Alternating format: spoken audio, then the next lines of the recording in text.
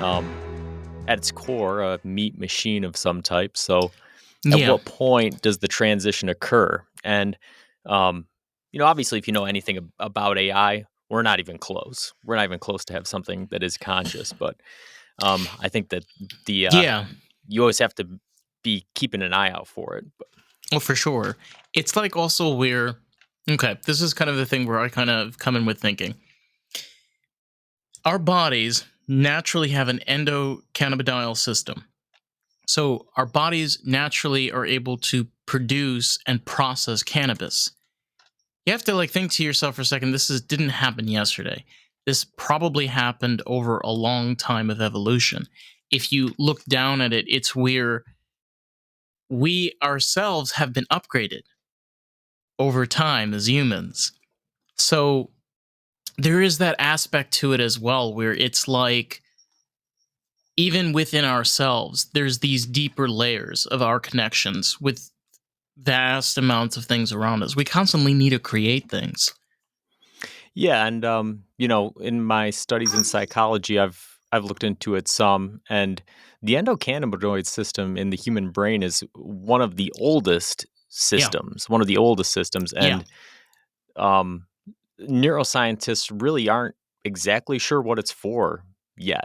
They know some of its functions, but the importance of it isn't really well known at this point. But yeah, and you can It's look at the whole human brain and see it, the process of evolution in it, from the hindbrain to the midbrain to the cerebral subconscious. cortex. Hmm. Yeah, so yeah, the idea of being upgraded over time, that's really not a bad metaphor for human Evolution. evolution. Yeah, yeah. Yeah. It's just it's so baffling because the whole idea is to constantly being able to advance. Of course, there's always a level of science fiction and fear when it comes to a lot of things. I mean, in particular, one of those conversations is when you talk about AI and technology, right? What about valuable resources in regards to energy? Okay, there's hemp, there's nuclear power, and then you say nuclear power, they're like, oh my God, what? What's wrong with you? And I'm like, dude, we're in the 21st century. I almost 100% positive we have scientists and the technology and the capability to do a lot better than we did 60 years ago. And that is not a long time ago. That is a very short period of time. So it just shows you the level of advancement that we can get, but we can still limit ourselves at the very same time based off of fears that are no longer relevant. Yeah, and if not no longer relevant, certainly better understood and better controlled. So yeah, I don't think that there is a solution to the climate crisis and where we're at in the world Oh without no. nuclear power. I think the nuclear power um, has to be an integral part of um, the resource allocation in the future, because there are things that wind and solar and hydropower just can't do, or the Not amount of capable of. resources. Yeah. Yeah, the amount of non-green resources you have to expend in order to build the type of power grids needed to sustain large-scale energy are in themselves not environmentally friendly. So It's the same thing with electric cars because of the amount of minerals and resources you have to get.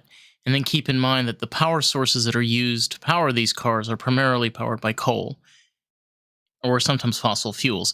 So it's not necessarily saying that, oh my God, well, how could we do such a thing?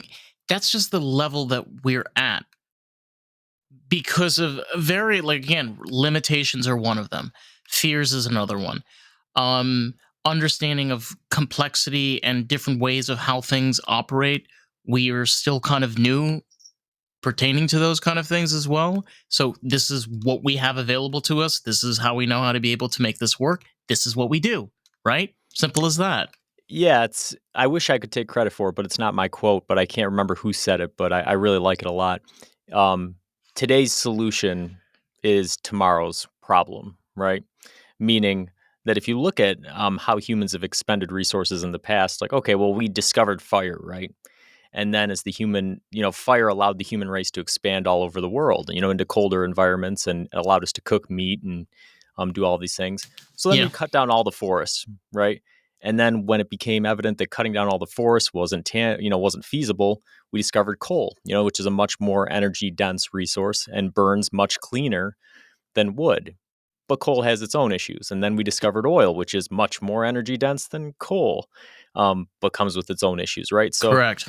it's all part of human development, right? There's some demonization of utilizing resources, but heck, that's the world we live in, right? You have to use resources in order to live. So, and that's never going to change, right? It doesn't matter how green we get things. We're always going to have to wear clothes. We're always going to have to eat food. We're always going to have to build shelters.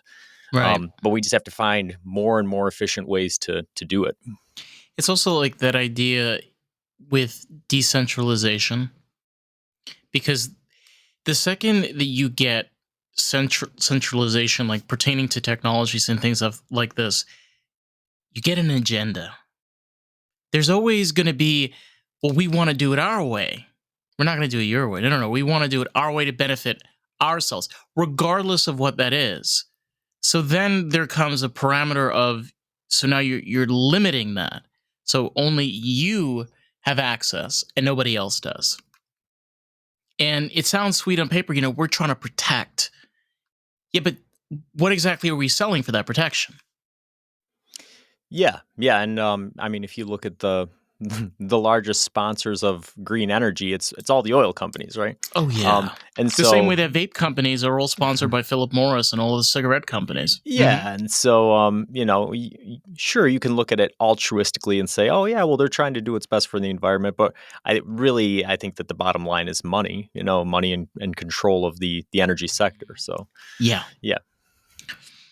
And it's just like, I don't know. You sometimes have to ask yourself, like, spending all of this time getting into the intricate parts of different things and the aspect way of how things move.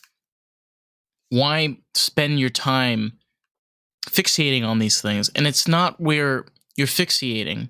I feel it's more of a way connecting to a world around you that's a lot bigger than you are, and just having a little bit more understanding behind the scenes instead of what you just see. Yeah, and I think that's a big problem in modernity that is largely driven by our technology. Um, we have this focus on self, right? I mean, I think especially with generations a little bit younger than me. I think about my nephew growing up, right? And he from the time he was born, we were printing uh, photo albums off the internet, right? Hardcover photo albums of him, and you could do all these things, and the world just centers around you, right? And it's not a really healthy psychological place to be in, to have this to only be able to see things from your perspective, right? I think that when you're able to situate yourself in the world and sort of contextualize your viewpoint with those of others and nature and everything else, it leads you to make a lot better decisions. It does. And it just honestly, it's instead of fixing the world's problems, it's being able to fix your own problems for your own self. You know, I'm not, I never majored in philosophy, but one thing, especially like with the friends that I've had, it comes into play when you have those conversations with people and you're trying to make that connection of things of, well, so how does it work? Why does it work that way? What's another one thing that I always found fascinating is, does anybody think about the fact that we are just on an organic spacecraft? I've said this hundreds of times. We're on an organic spacecraft. Think about it. It's made out of organic material, but it technically does the same thing a space rocket would do. It orbits, it flies, it has its own parameters, it's on an axis, it has its like, even within nature, there is this complexity behind it. It's not just a simple, it's not as simple as we think it is. I don't know. Yeah, it's kind of like what I was saying at the beginning of the episode with AI and the human brain, right? The human brain is a piece of Tech. technology in Yeah. in a way, right? Um, we mentioned it on one of my episodes about a month ago.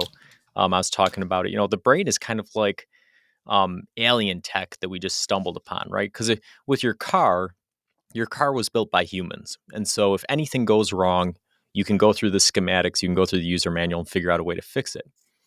But the history of psychology, particularly psychiatry and medicine, right, is um, trying to develop a medicine for a certain mental disorder and trying it out on people and then finding out that it actually does something completely different and not knowing why it does that thing, but then just prescribing it in that way. And that might scare a lot of people to know that, but that's pretty much the way that the pharmaceutical drug industry works. A lot of the drugs that people take, um, psychiatrists they don't really know why it works or the exact mechanisms, Hmm. and it was usually developed to treat something else. So the human brain is it's alien tech to us, right? It's like something that crash landed on Earth, and now we're trying to figure it out retrospectively, but we didn't build it, so we don't know the all the intricate workings of it. One of the things that I found was so fascinating, they did research with psilocybin, and the research was seeing how psilocybin interacts with the human mind. And you can see with the scans, it's like as if like they touch, make a connection, and then like kind of understand each other and then work together and go throughout the entire body. So this is fungus. This is fungus. This is something that like, that grows literally out of nowhere. It's like a freaking wizard in the forest. And it knows how to interact with the human brain. Yeah, it is interesting. And especially, you can see it do the same thing with plant life, right? Oh yeah. Fungus is sort of just the fruiting part of the plant, but the mycelium, Is which is underground. yeah, Yeah. the roots of the fungus underground, and it'll connect trees and forests and all the plants, Mm-hmm. and it basically ferries resources back and forth. And what you'll find is that trees will favor trees that are related to them, their family members, right?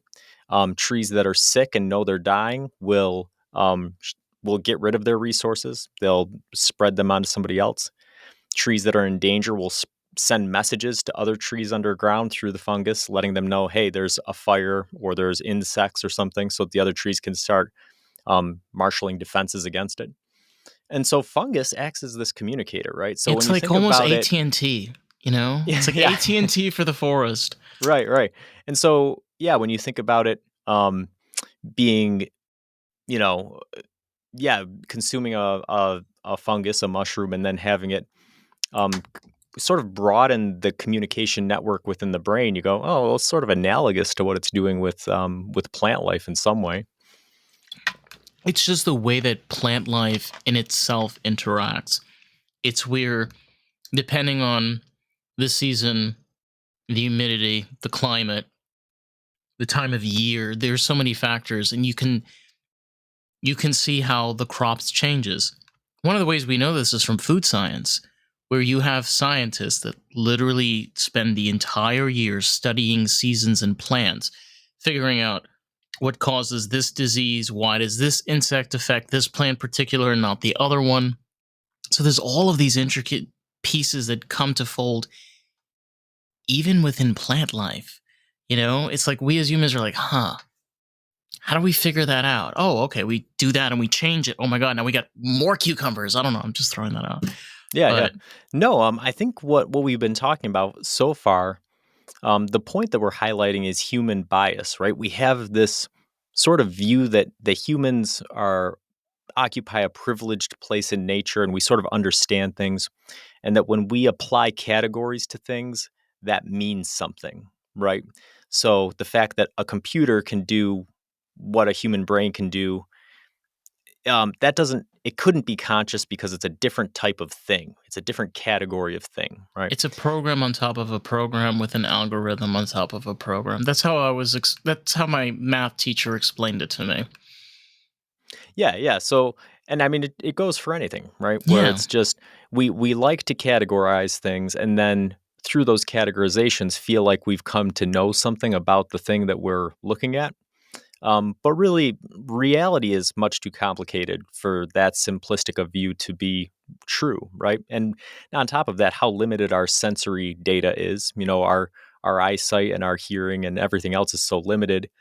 And then the 3 pounds of meat inside our head, trying to put it all together, um, it's just not up to the task.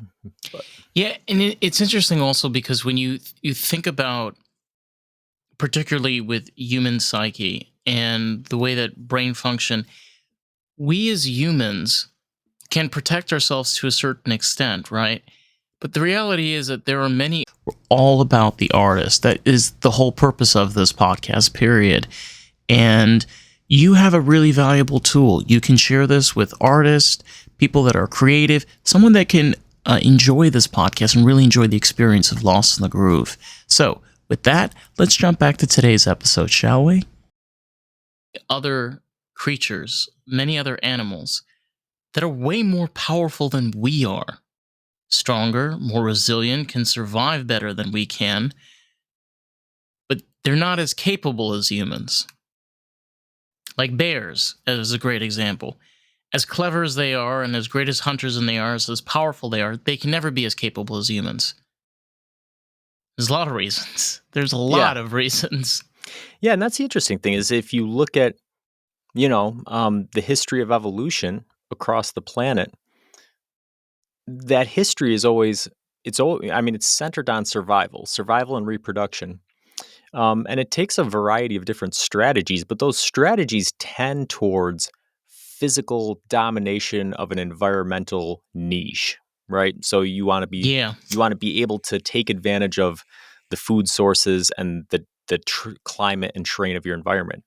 And humans are really a bit of an oddball, right? Because like you just mentioned, we're not faster than anybody, we're not stronger than anybody, we don't blend in, we don't have anything special about us other than this brain. And it's sort of like, well, how did that get evolutionarily selected for if in the early stages, like we were talking about earlier, if you sort of look into the brain and look at the early structures of it, the hindbrain and the midbrain, they didn't have the powerful cognitive capabilities that modern humans have.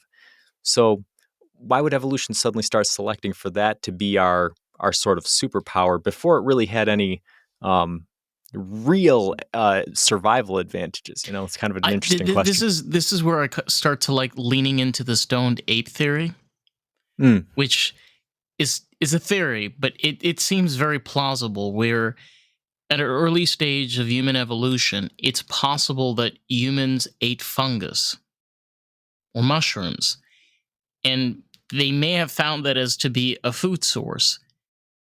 So it's possible that that fungus had an interaction with our brains chemically, changing our brains over time.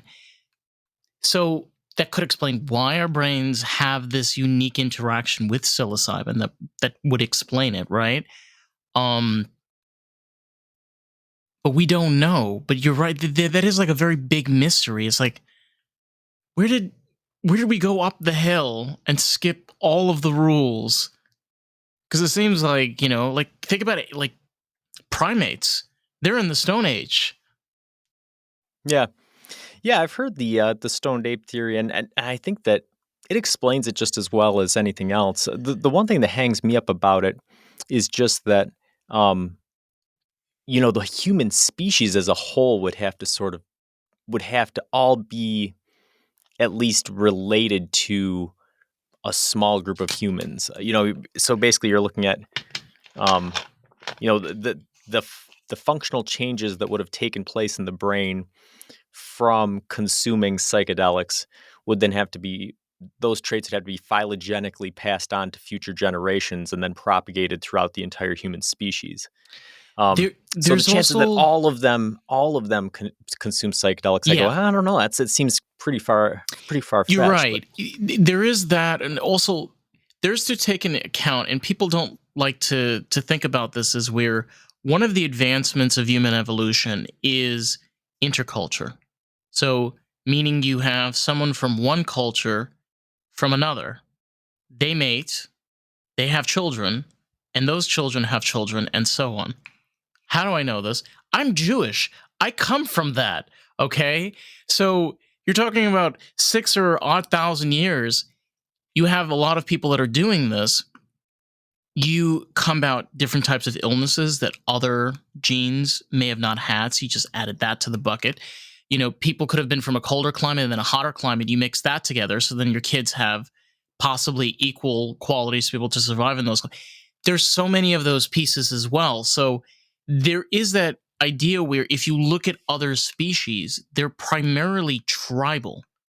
Like wolves, particularly with gray wolves, they stay with their packs. They don't change packs. It's very rare. There's very particular crazy circumstances for that. It's not a thing in nature, but we as humans constantly do it. So there's that Yeah. as well. Yeah. No, that's a big part of it is the size of the groups. Like you're saying, even our closest relatives, right? Bonobos, chimpanzees, these sorts of things. You rarely Yeah, have groups that are above a couple dozen. Um, and it's funny, like if you think about the largest groups in nature besides humans, you're looking at like ants, right? Something that have a far less cognitive capability than humans, but they appear to have some kind of hive mind. They have this ability and to very work. diverse. They're Yeah, very diverse. this ability to work together. And I mean, speaking of them, they're fungus farmers, right? Yes, Leaf cutter ants. They'll go and they'll cut leaves, not to eat, but they bring them back, and they have certain type of fungus that they farm. They feed it this leaf that it likes eating, and then they eat the fungus, right?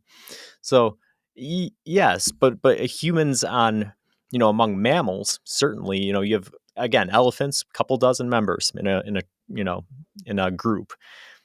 Humans, we went beyond this. And how did we go beyond this? It's cultural, right? And so this is where the myth of the alpha male gets broken.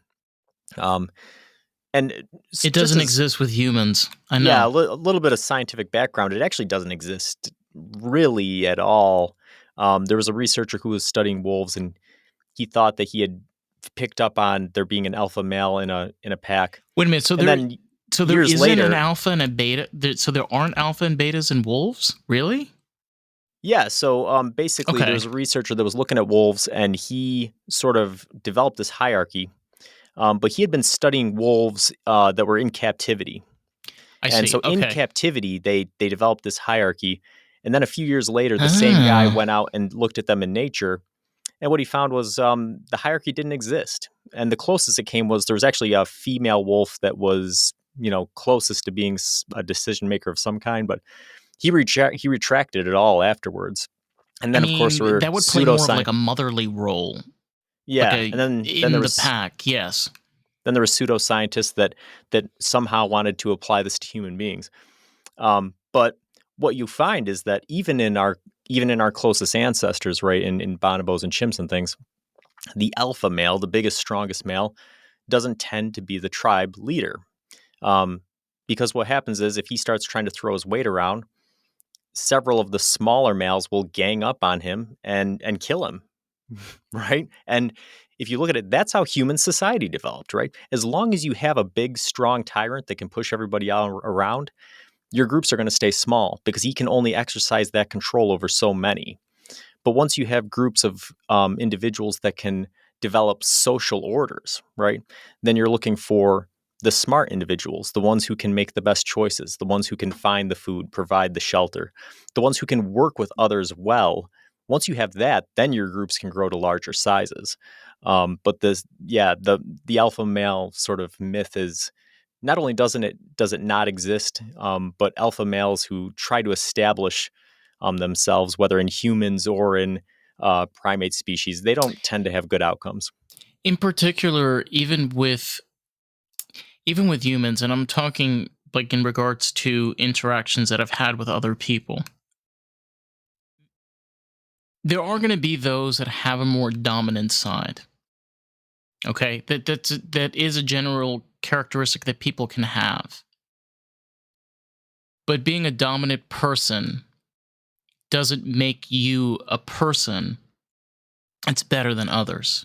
Because that's where the alpha male or female, whatever, prediction and psyche, that ideology of where I'm better than you because I'm the alpha. There's a difference between dominance and alpha. And I do think that there is definitely a clear line between those two.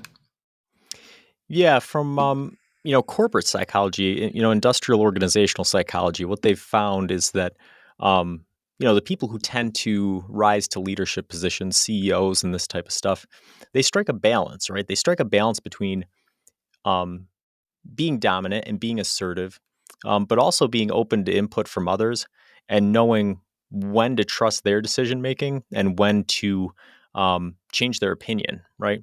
The ability to change your mind and to be open to outside influences of information, and for the people under you to recognize that ability in you. That's what causes you to succeed in leadership positions and ultimately to be appointed to them in the first place, right? So yeah, Right. there's certainly characteristics of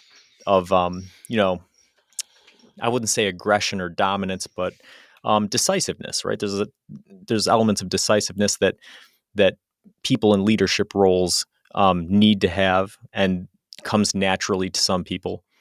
Um, but really, the bread and butter of leadership and of human society is um, is a group effort. Yeah, and it's very much, honestly, when it comes down to community also. And there can be a negative side to it. Sometimes people can feel that community can be definitely constrictive, but there is self creation of community where you can create your own type of community and people that you interact with. You know, it's interesting because when you look at, for example, technology like AI in a way is kind of like that. It's trying to figure out the community of something, and what makes it work. How does it work? Why does it work that way? And we as humans constantly do that all the time. So if you think about it, we're kind of like AI, but just slower, a lot slower. Yeah. Yeah, I mean, really, the the term AI is just sort of a misnomer, right? Artificial intelligence doesn't really exist. There's just intelligence, right? And Yeah. intelligence, how do you define it? You mentioned you were just listening to my last episode. I really like the way that Jordan Miller sort of Oh, defined it, right? This he did an this excellent job. ability, yeah, this ability to identify networks in the world and then to most efficiently sort of figure out ways to use them to your advantage, right? The most effective use of networks, whether they're social networks or whether they're relationships between physical properties of objects or whatever it might be. That's intelligence, right? This is what created the personal computer, was Yeah. that, to be able to interact and connect computers around the world, allow scientists to send information instantly and be able to make those predictions. Because the thing in the end of the day is, it's like you can do so much with the brain, and then you need an outsource. You need something that you can compute, something that you can do to be able to create those things. So, what do you need to be able to create those things? You have to create that technology to be able to do that. And there's all those steps that come with it where you're not necessarily the one that's doing it, you're the one that's making it. Yeah. Yeah. It's and that's I mean, ultimately that's what intelligence kind of is, right? Is this ability to look at things that to most people might not be related at face value and sort of connect the dots, right? And the more diverse dots you can connect, that's the history of innovation, right? The things that we take for granted now, smartphones and that sort of stuff. At one point, there was one person or a team of people or an entire, company, organization of people that together, had a vision of something that does not exist, right? And sort of connected the dots and made use of all of the diverse networks available to them in order to make it a reality. So yeah, intelligence, creativity, it's all sort of interconnected. But this idea of artificial intelligence, right? That because a computer's doing it, it's something different from what a human being is doing. I kind of lean towards intelligence just being intelligence, right? It's just this operation, this functionality that exists across humans and across computers and even to a lesser extent, other forms of life as well. Yeah, this honestly like reminds me of with Star Trek, because with Star Trek, even like within the early series from the '60s, people always say, "Look, they didn't have computers." They did. They had computers. It's just they didn't need screens like we did. It's where we may not necessarily see it, but progression will happen. And the fear factor is always going to be there. There's always going to be that fear. But generally speaking, we're dealing with something that in its core is a simplistic task that when it's well practiced and well used and well developed over time can benefit us tremendously with a lot of different things. It's just, again, like you said, it's where we haven't created the technology yet. So, it's like, just be a little patient. Just honestly, that's really what it is. It's like, why isn't it? It's like, dude, it's it's the beginning of the 21st century. You know what I mean? Like the technology for AI has been around for what? 28 years, 29 years? It's not a long time.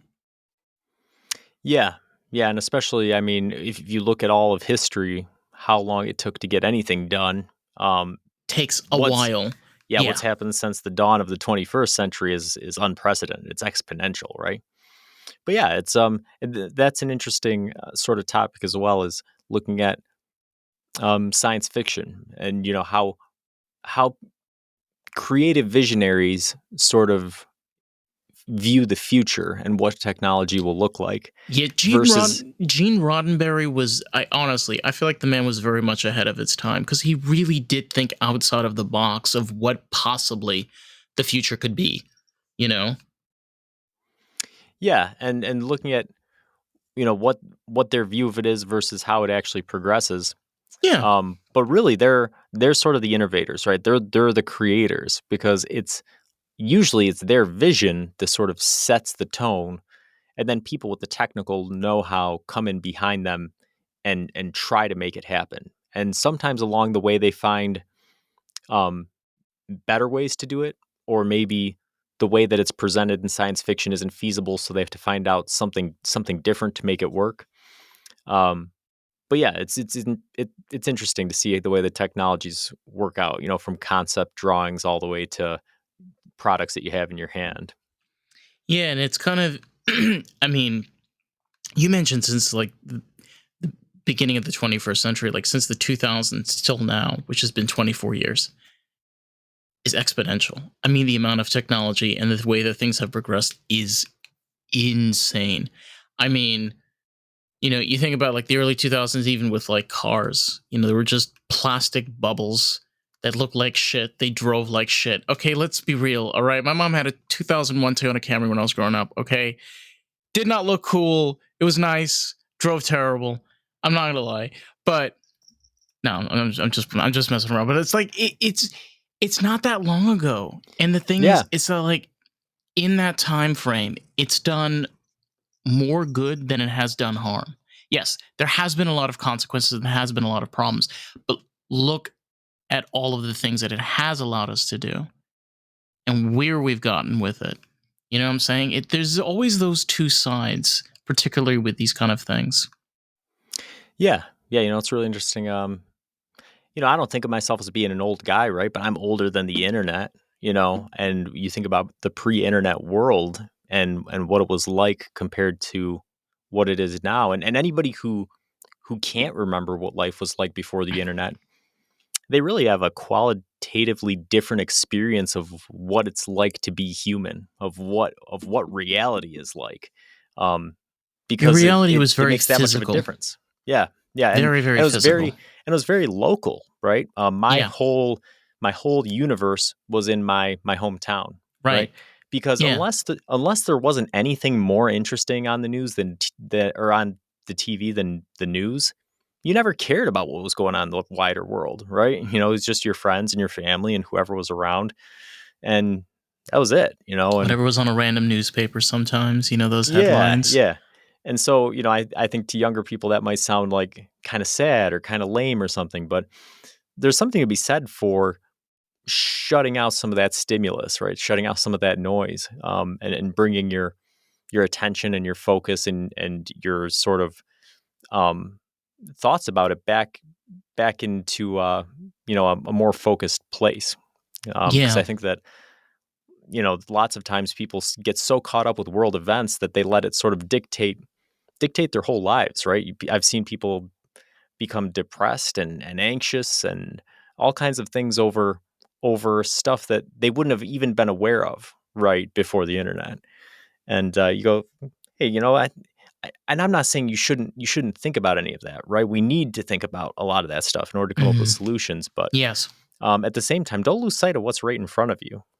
There's good stuff happening right where you are. So if you pay attention to that, maybe you're not going to be so upset about what's going on out across the world. Yeah, the thing is that I think it's become very part of American culture where, because we're so much of a melting pot and we come from all different places of the world, where we have to stick our noses into other places' business where we shouldn't be meddling. It's none of our business. We have enough problems here. And I understand that attitude and mentality, but the thing is, like, there are many people that can relate with you that have that problem. And then there are those, which are probably over a million, a few 100 million, that don't have that problem and don't have that issue. So it's also kind of knowing where you should not be putting yourself. It's like, where if you want to protest or say something or stand your mark, know why you're standing for the mark, not just be one of those people that speak on behalf of other people. You know, it's like, I think those people know how to speak very well for themselves. Yeah, yeah. Keep things local. Yeah, I like that. Yeah. it's virtue signaling, right? Um, Oh, which hands down. it's if it, you know, and I think that you can make general statements, right? I'm all for everybody having equal rights and equal access to resources and that type of thing. Um, but at the same time, I don't have the lived experience to go out and make definitive statements for certain groups, right? And like you said, they're more than capable of doing that for themselves. Um, my job is just to make sure that they have a platform, right? That people listen. But Right. anything beyond that is it's disingenuous. You know. And it's also where, the complexity of AI. It's because, again, when you try to take the sci-fi and then you put the AI on top of it, you end up not actually seeing what the picture is. It's, he was talking also about, like, for example, with blockchain and using cryptocurrency. There are people that this is great for, and then there are people that this is not great for. Basically screaming, yelling, "Well, I think this is all scams." That you may feel that way, and that's great.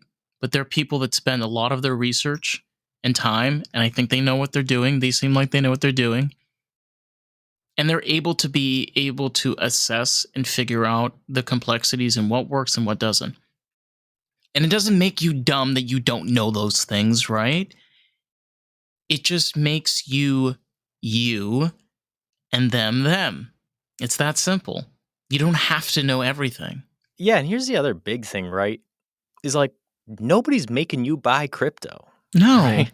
If you don't believe in, I don't know, gay marriage or whatever, nobody's making you marry somebody of the same Yeah, sex. Like nobody's this telling stuff, you to kiss a boy. yeah, like this stuff is not, it doesn't affect you other than you wanting to have a dog in a fight that signals your virtue. And yeah, it's not a good place to be. And unfortunately, yeah, that's one of the downsides of the internet, right? Of having this connectivity across the world and being able to find groups of people, some of whom are doing good, but unfortunately, it makes some of the people who are doing bad. Hey, it's Dave, and I quickly just wanted to jump in and say, if you've been enjoying the podcast and enjoying this episode, if you can leave us a review on Apple Podcasts, that'll be so greatly appreciated. Because here's the thing, someone might read that review and make the choice if they want to listen to the podcast. you get to help grow this podcast with us. How fucking cool is that? Let's jump back to today's episode. It allows them to link up and form groups as well. Yeah. And unfortunately, the most controversial and the most evil tend to get the biggest spotlight. So Yeah, and it also just has to do with being it seems hard, honestly, to be able to limit yourself and being able to go with a flow mindset, meaning where not everything has to bother you. Like, is it to me that seems so hard. And again, there will be times where it's hard to be able to contain things. But my God, if you let every fucking thing bother you, seriously, how far are you going to be able to go? It's like where you can sit across someone that doesn't agree with you. yeah, Why is that so hard? right. And I mean, and that's a result of polarization just generally, right? It started out with it was old people versus young people, right? It was the old people calling out the young people snowflakes. Back in my days, yeah. Right, but then, the old people started to be just as offended as the young people, just about different stuff, right? And so it goes old, young, it goes political right, political left. Any two groups you can think of that can sort of be pitted against each other, you can develop this mindset that the other group is just out of their mind and bugs the hell out of you. But it's that's your problem. That's not their problem, right? That's your problem that you're bugged Hmm. by it. It's your problem that you view it a certain way. And of course, for me, right, philosophy is the act of not taking things at face value, right? Of asking the deeper questions. So when I run across somebody who doesn't see things the way I do, I just say, well, why is that? Why do you think that way? Right. Hmm. Yeah. And if you ask that question a couple times, and then you bring up an objection to the way somebody's thinking, they're much more inclined to say, "Oh, well, yeah, I didn't see it that way," rather than as soon as they start talking, tell them they're an idiot, right? That never goes over well, or that they're wrong. So yeah, it's just being civil, and it's trying to.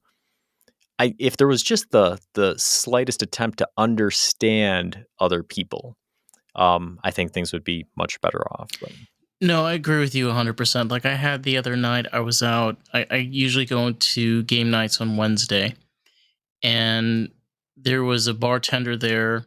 Her name's Tess. And we were, talking about like particularly with the gay community and different groups. And she kind of was like, I don't want to butt in. And I was like, you don't butt in. Go ahead. She's like, I'm not familiar with these things you want to explain. And I was like, sure. And she just sat there and like we were just talking back and forth. Me, like she was asking me questions and I was explaining things back. That to me means a lot because it's where, again, you're able to connect with somebody. They're like, hey, I'm not familiar with this, but I'm curious. Can you, instead of holding yourself back as like, no, I don't want to, I don't want to hear about that. Why not? yeah, yeah, curiosity. I mean, that's what it boils down to is humans. I mean, we're learning machines. That's what we do. Every second, we're learning stuff. We're taking in information and we're integrating it with stuff that we already know, and we're forming new pictures of the world, right? And so, being curious and inquisitive comes naturally to us. And I think that sort of following that and wanting to understand other people and other viewpoints and why things work the way they do, um, that's a healthy thing, right? When you decide that you're not going to learn anything new because you know what you believe, that's a dangerous spot, right? I always keep all my viewpoints open, right? When people ask me, well, what do you believe? I go, I like to believe that I can change my mind. That's the most important part. Yeah. And honestly, it's not necessarily the healthiest mindset. It's the clearest mindset. It's because you're able to focus on what you have the most control of.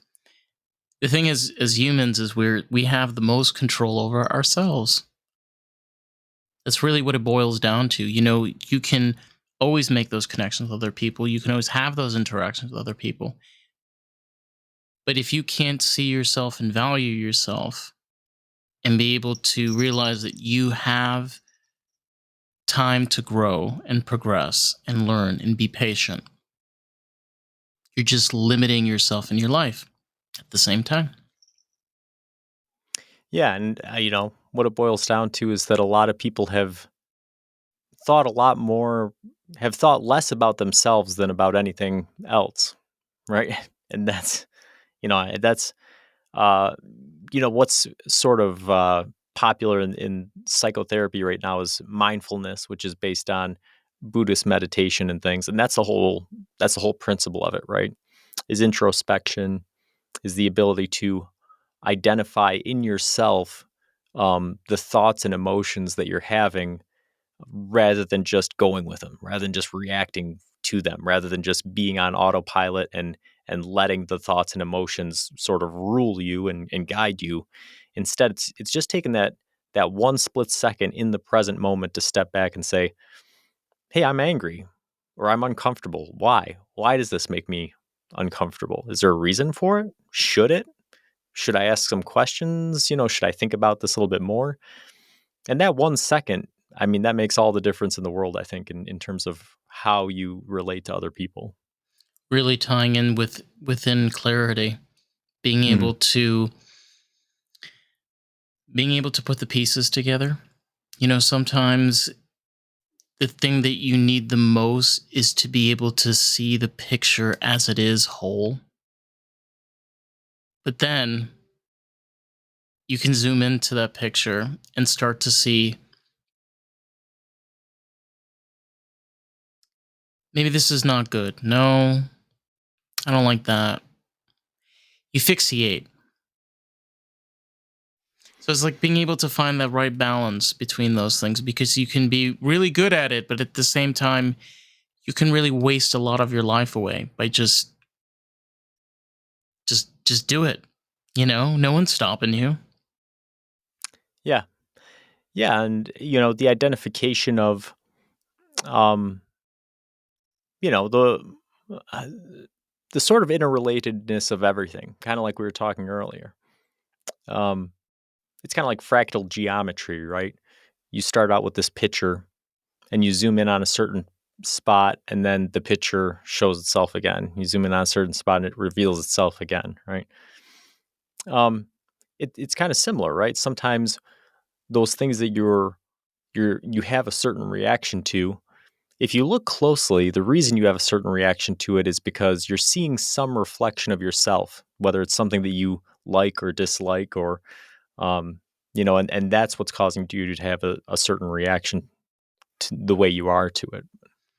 It's almost where there's a deeper side to it as well. It's I've kind of touched a little bit earlier where we have our subconscious, and it's kind of interesting in how it's kind of like the voice in your head. That's kind of the best metaphor. And there's sometimes things that you may get startled by where you're like, why don't I like this? And sometimes it's all the way in the back of your head. And you're like, oh, that's why. There's that complexity at that plays where literally that picture that happened, totally forgot that ever happened, is still back there. You're like, oh, okay, now I remember. Yeah, yeah, and Creeps up on you. that's the interesting part of the human brain, right? And that's where it's sort of the analogy of the human brain as being like a computer falls apart, right? Because your computer has a hard drive, and so that's where all your information is stored, and that's where all your information is retrieved from. The human brain doesn't work that way, right? You don't have a hard drive in your brain. The closest thing that we have is the hippocampus, which is in charge of learning and storing short term memories, usually up to 2 days, around there. But then after that, it goes into long term memory. And there's no specific spot in the brain where long term memory is. There's no There's no hard drive, right? It's just all electrical signals. And so you look at people under fMRI remembering stuff, and you just see a bunch of electrical signals, and then they go, "Oh, yeah," and you go, "Yeah, it's really strange." Well, one of my favorites is like pertaining with food, because I come from a Middle Eastern background, and it's just a thing. Even with other cultures with food, it's where you smell, and that turns into the memory. See, and it's a census that turns. And the interesting thing, like even with the scans, it's not even the part of the brain that is with the sensation of sense, smell, or even the hippocampus. It's sometimes even on like the left side of the brain in an area that's just about like activity and habilitation, the brain is very weird in that way where it doesn't, honestly, if you ask any neuroscience, like neuroscientists or neurologists or any, they'll tell you honestly, they're like, we don't really get it. They don't. And it doesn't mean that they don't know what they're doing. It's they know what they can up to a limited point. And it's crazy. Yeah, It yeah. I mean, really is. yeah, we've got a general picture, but the details aren't at all fleshed out. No. And really, I mean, the main takeaway is that the brain is a distributed network, right? There's no, people talk about the prefrontal cortex as sort of being the central executive, like that's your personality, that's the decision maker. But there's nothing that the prefrontal cortex does in isolation, right? It's always drawing on different parts of the brain, and this is it's kind of demonstrated by you know cases of people with brain damage to certain areas, right? Um, Damage to certain areas will suddenly cause very very distinct problems in functioning, specifically with the temporal lobe, or with the hippocampus. Right, there was a guy who had seizures and he had to have his hippocampus removed, and he could never remember anything that happened more than 2 minutes after he had the surgery.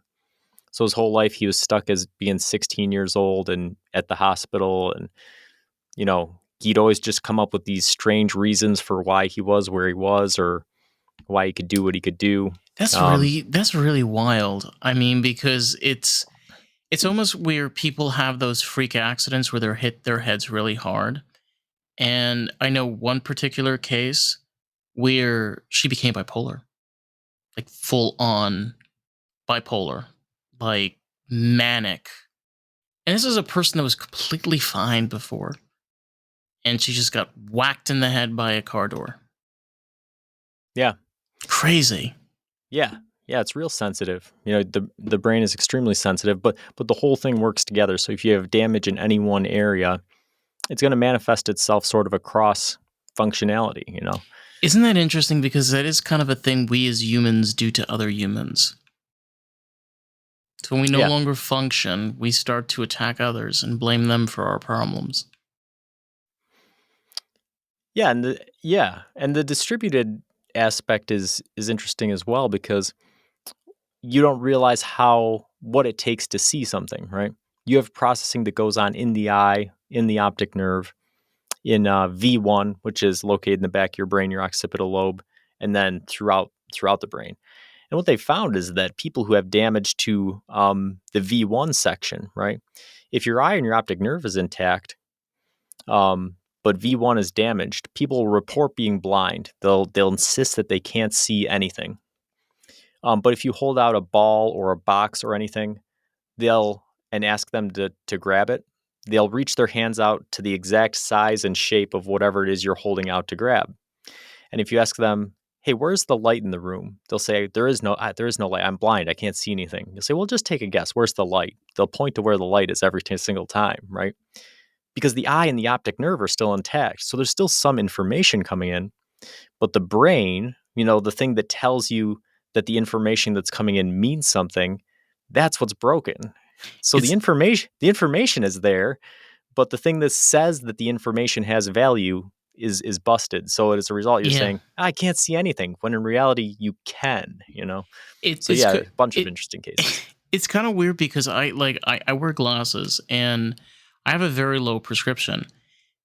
Pretty much my whole family, like all of all of the males, including my dad, both of my brothers, we all wear glasses. But I have where I'm farsighted, but also my eyes don't focus. So a lot of the times, if I take off my glasses, I could see something right in front of me, but it's like my eyes, like a cheap, crappy camera you get off of Timu. It doesn't focus. But then I put these on, and then my eyes focus. It's just like it's so kind of crazy, and how like there's just a simple way of just tricking your brain, and like, hey, now you can see just fine, and we call them glasses. Yeah. It kind of is that type of premise where it's a simple fix to a complex solution. Yeah, yeah, there's a lot of things going on, and, all it takes is something being off a little bit for it to create a big problem, right? And that's just the way that the brain works. I just like it's kind of even strange, like even when you look at like LASIK surgery, right? Where you literally have them putting a laser and allowing a person to be able to have like absolute clarity, even though their vision has been impaired. In a way, it's kind of tricking the mind because you're kind of removing a layer and allowing that to heal, but there is still that damage. But no longer the brain processes that; now it processes clarity. Yeah, it's interesting because, the vision problems come from not having the right curvature on the lens of the eye. And so you'd think what's interesting to me from as a with that, with a psychology background is that the human brain shows a remarkable plasticity, an ability to adapt to certain things and cause it to become normal. It's strange to me that if the curvature of a lens is wrong on the eye, that the brain doesn't over time adjust to it and cause it to focus right. It seems like maybe it should, given all of its other superpowers, but That is one thing that we had to learn, like especially with cameras, with lenses, is being able to have a lens that had the right materials and the right quality to be able to have that focus and be able to process all of that light that was coming through. Because, if you think about it, like an old film camera, literally what's happening is when you snap that picture, the lens, like there's a shutter that opens for like a very short period and just traps that light, and that exposure expands and gets on the film, and that's how with the process, of course, the photo eventually gets developed. But all of that complexity, a lot of it can be learned from the eye, figuring out what how the brain interacts with the eye and being able to focus in and see, depending on the light, depending how bright it is, and different things of the nature. And there's a lot of things that we've kind of learned around from nature to be able to create, but it's just kind of weird when you look at like glasses and even like cameras, where that is a very big part of it in many ways. yeah, yeah, I think that we're always developing tools that sort of mimic and extend our own capabilities, right? So the camera, like you said, it's sort of built like an eye. You have this curved lens, and you have with a digital camera, right? You have these certain pixels that have certain color receptors, very similar to the human eye. And yeah, I mean, it comes back to what we were talking about at the beginning of the episode, right?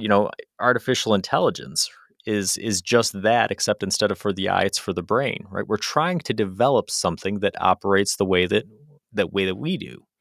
Hmm. Um, And and how we we're think. getting yeah, and we're getting something that can mimic it, but it's really not doing it the same way that we do it. No. So it'll be interesting to see where it goes in the future. If we do come up, because what we have now is large language models, right? And basically, all it's doing is looking at each word that you're writing and the order that you wrote them in, and trying to determine what the most predictable next thing would be, and kind of coming up with answers that way. And so it feels very smart to us because we're a language based creature, right? That's the way we think, is in language. Um, but our own thinking doesn't occur that way. And consciousness certainly doesn't occur that way. No. But now with multimodal and neural network AI, They're getting a little bit closer, a little bit closer. So, yeah, 5, 10, 15 years from now, how will we be doing it? What will it look like? What will it be capable of? Who knows? And at what point do we actually say that something else may be conscious? It's an interesting question. It is. And it's one of those that we may never get an answer, but if we do, it might get us even more curious.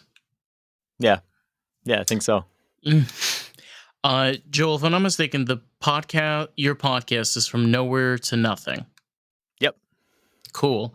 How do you have your episode schedule? Because I know you have like a bunch of other topics. You have like tribalism also that's mentioned there.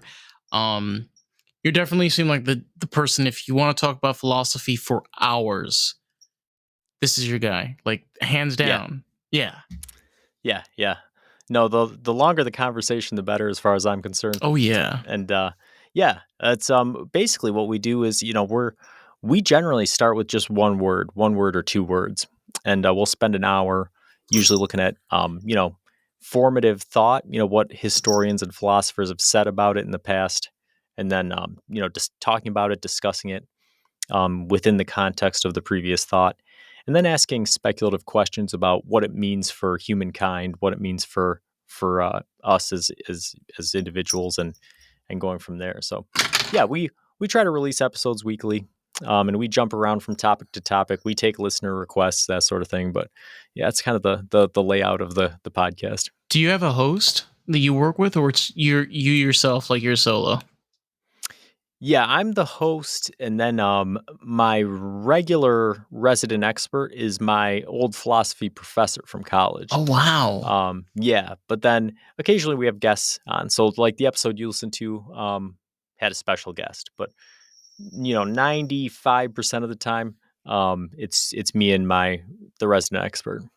I kind of like that. It also kind of has like that dynamic of, like professor and student, Yeah. very much. Yeah. Yeah, that's what when I started the podcast, that's what I was sort of trying to recreate because, I loved philosophy class in college. And I thought, man, I just kind of want to recreate those conversations, right? Because they're not the kind of conversations you can have just anywhere, right? You can't show up to work and on lunch be like, hey, what's the meaning of life? Like your coworkers don't really go for that sort of No, thing. they don't. They really So, don't. so yeah, so instead you have to create your own podcast and invite your philosophy professor on. Oh, Um, but yeah, goals. yep, yeah, it's fantastic. It's the highlight of my week every week. Where can people find the podcast, and do you have any social links? You can find the podcast pretty much anywhere. If you look at from nowhere to nothing, you'll find it. Spotify, Apple, anywhere you listen to podcasts. Anywhere and Um, everywhere. yeah, yeah. I'm terrible at. I'm the world's worst marketer, so I don't have a Same. whole lot put into it. We should make a club, Yeah. worst marketers of the year. Can we get a reward, please? Woo! Yeah, it's like I just want to do the substance part of it. I just want to have the Yeah. conversations. I've tried doing the marketing stuff, and it's just a slog, and it feels disingenuous. Yeah, and stuff, it does. So. I feel you. But I mean, Keeps you going. obviously, yeah, obviously, I'm never going to be Joe Rogan famous, but people do find you, and you develop a following, and I think that overall they like listening to these kind of conversations. So. The way I look at it is you never can be Joe Rogan, but you can always be yourself. You can be the best Joel at podcasting. I can be the best Dave at podcasting. We can be the best versions of ourselves at podcasting. And it's like, it all comes down to an idea that you really, really want to do, and you stick through it. Like having that person that you had those conversations with and literally being able to make a podcast about it, Yeah. Yeah, it's fantastic. And then, the magic of the internet is being able to join people on their podcasts, right? Because Right. doing this show is completely different from doing my show, which is completely different from doing, the 25 other shows that I've been a guest on. Each one's different, but the thread that ties them all together is people who want to have meaningful conversations, right? Mm-hmm. And it's hard to do face to face out in public in sort of casual conversations because not a lot of people have an hour to sit down and talk to you about their deepest, darkest fears. Like nuclear power. Yeah, yeah. AI, that I sort of will thing. preach that shit till the day I die. I'm sorry. If I'm gonna get like a nuclear tattoo on my arm, I will do it. I'm just saying. Yeah, and I don't know. I think, it sounds like fusion power might be on the horizon too, which would be even bigger, but Bro, that fusion is just that is just another level of technology. I had to explain it using coasters and a paper, like a plastic bag, because she was like, "What do you mean mass over density?" And I was like, "Okay." And I literally had to like physically do. Now I kind of know how they feel, in class, and they have to like physically like take things. They're like, "This is what it is. This is how it works." Okay, you got it. All right, I'm done. I'm leaving. Have a great day. Yeah, some people it's hard to wrap your brain around. Yeah, imagine, well, first we're gonna heat stuff up hotter than the sun. You're like, whoa, wait a minute, what? What? Yeah, No, yeah, can I like move my house before you start doing that, please? Like, just get like a yeah. warning, like a week and a half. Like 2 weeks, 2 weeks. But yeah, if you want to check out the podcast, we're on Facebook, TikTok, Instagram, and YouTube at Lost in the Groove Pad for all of you out there. And yeah, oh my god, have we been? Oh my god, this has been over an hour. Holy shit! Listen, when you get deep, when you get into the deepness of things, it goes on forever. It really does. Lost in the groove. Lost in the groove, baby. All right, we'll catch you folks in the next time.